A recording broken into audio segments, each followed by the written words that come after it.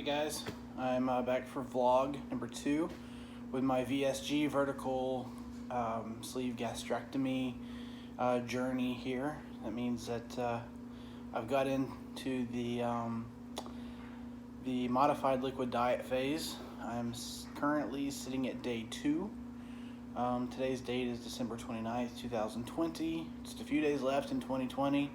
My gastric sleeve surgery is on the books for January 11th coming up, now less than 2 weeks away. So went ahead and got started with the vertical sleeve gastrectomy pre-op modified liquid diet. So basically what my doctor is recommending is that I supplement 2 of my meals per day with protein shakes.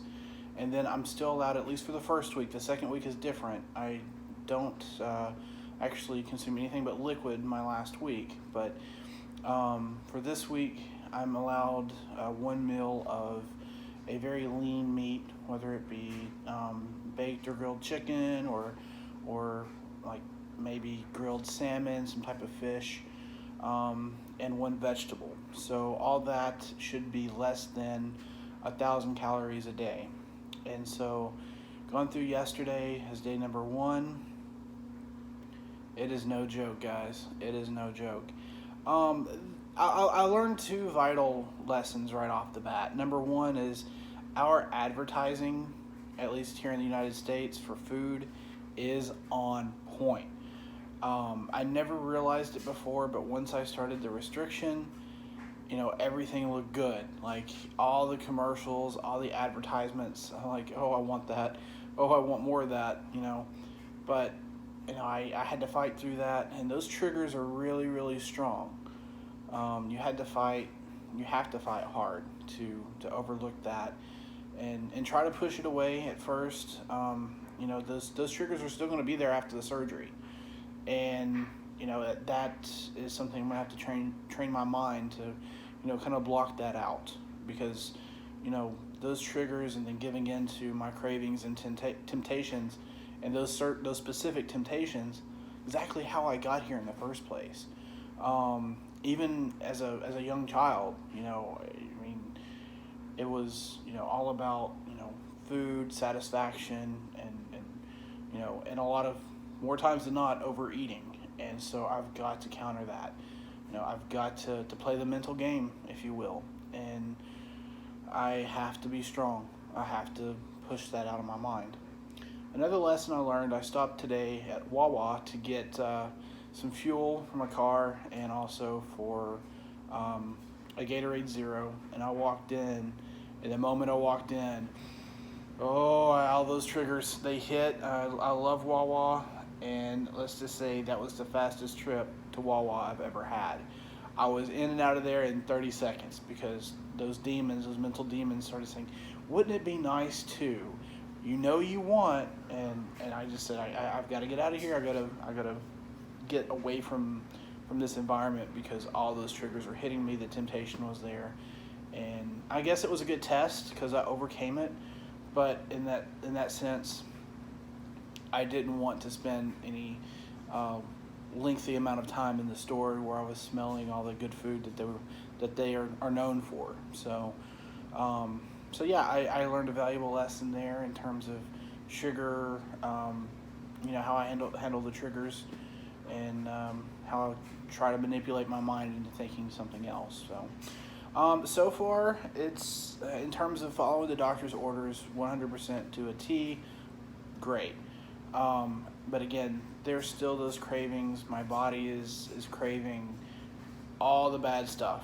Like, there's just so much in my mind. Like, oh, this sounds good. Oh, I wish I could have that.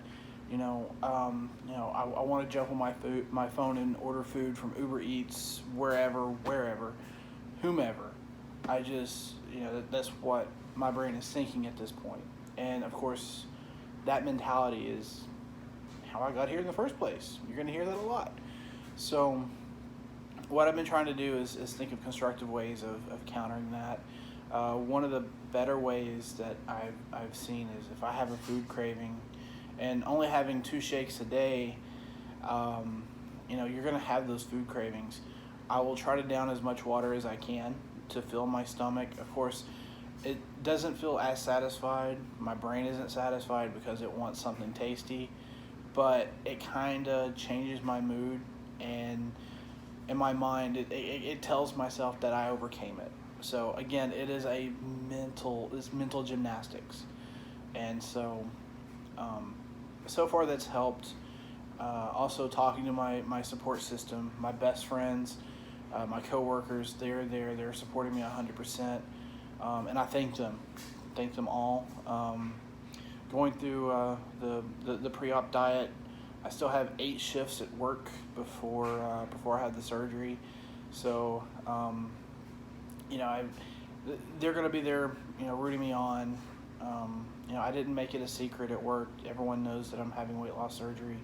And the reason being is I need their support. I live alone.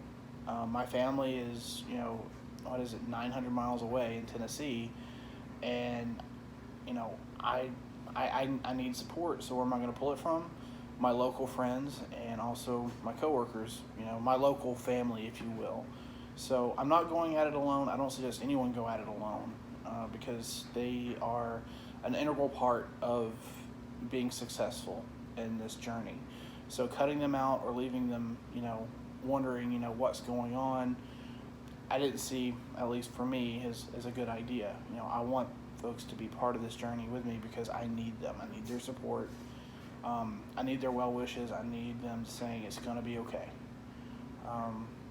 Because it's going to be life altering. It's going to be a huge challenge for me, and I look forward to it.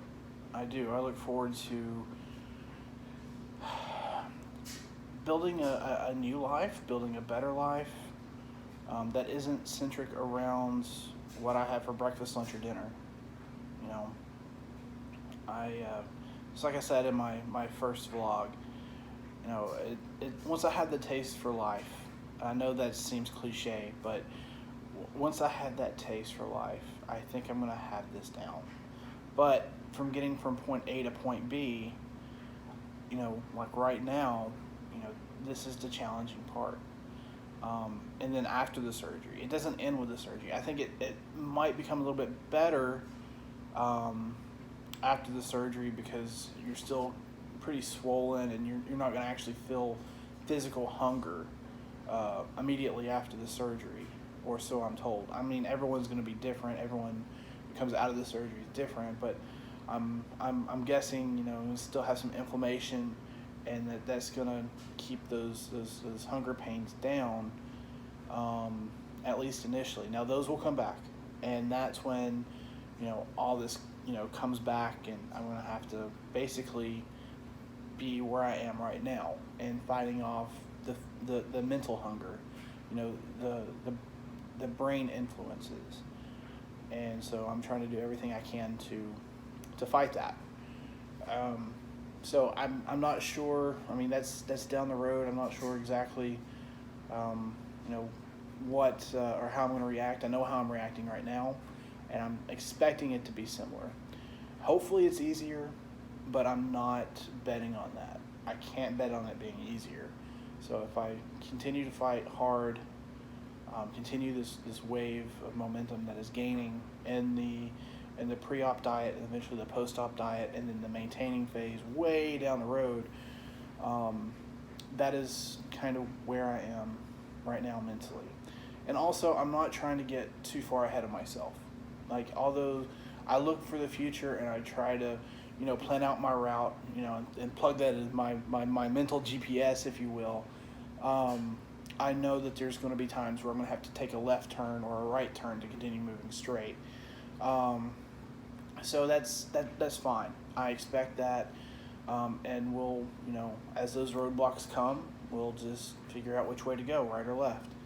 Hopefully, that by that time, I'll have enough motivation to stay on it. I feel that I will. And if not, my support system will be there to slap me around and say, hey, you know what, Robert, get back on it. Get back on it. You need to focus on the prize, which is survival. We want you to live. You yourself want you to live. You know, do the right thing.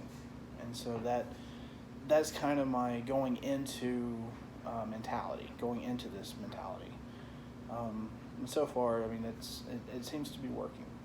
Like I said, a shout out to my support system, my friends, even my family, even though they're far away. Thankfully, during the surgery, my mother's coming down. She's never been to Miami before, so Miami will probably never be the same after her visit.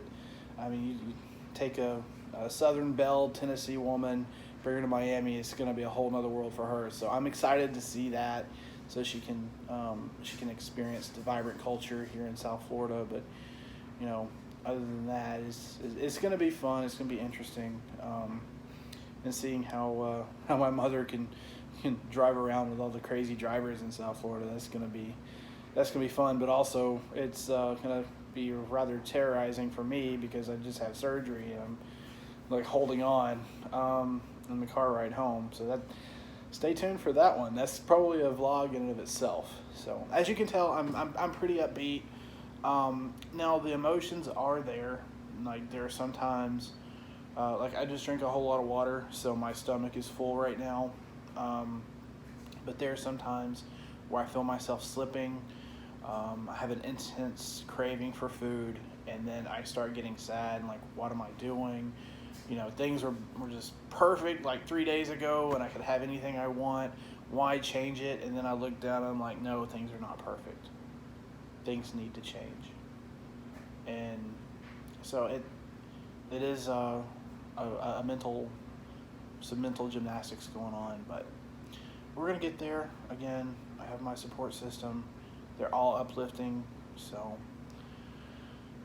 as far as anything else goes in terms of the diet, at least for the next week, I'll have the modified, and then I go into the liquid diet starting on Monday. I believe that would be Monday the 4th. Yeah, I think Monday's the 4th. And then hopefully even by then, when you weigh this much, when you're this big, it takes a lot to maintain this size. So whenever you cut the calories, just by virtue of calorie cutting, you're going to start losing a good bit of weight fairly quickly. I've seen this time and time again in the past when I've tried to lose weight. It starts out great, and then once you reach a certain level, it starts leveling off. And instead of getting a little more aggressive, oftentimes we back off and just give up. And so after 2 weeks, I'm expecting to at least see, even before the surgery, some change, whether it be a little bit looser shirt. I'm not asking for a miracle beforehand, but just knowing how my body is and how, when restricting this amount of calories or these amount of calories, I know what's going to happen. And oftentimes there's that initial high, if you will, of, oh my gosh, I'm already seeing, results in the numbers, and, keep this going. And then after 2 weeks, I have the surgery, and then that will be prolonged through, again, the liquid diet, post-op diet. And then in a month or two, there's definitely going to be some change. My expectations aren't high because I don't want them to be high. I would rather be pleasantly surprised than discouraged in this journey. So I'm trying to be very, very conservative with the estimates and what to expect. Again, I know what to expect. I know in terms of the early on weight loss. And for that, I'm looking forward to the initial boost I get, and I'll need that initial boost of confidence, and that initial, again, for lack of better words, that initial high that you'll get in terms of motivation to continue on right into the surgery. So the plan is going to plan. Things are going to plan, I should say, and I'm excited, nervous.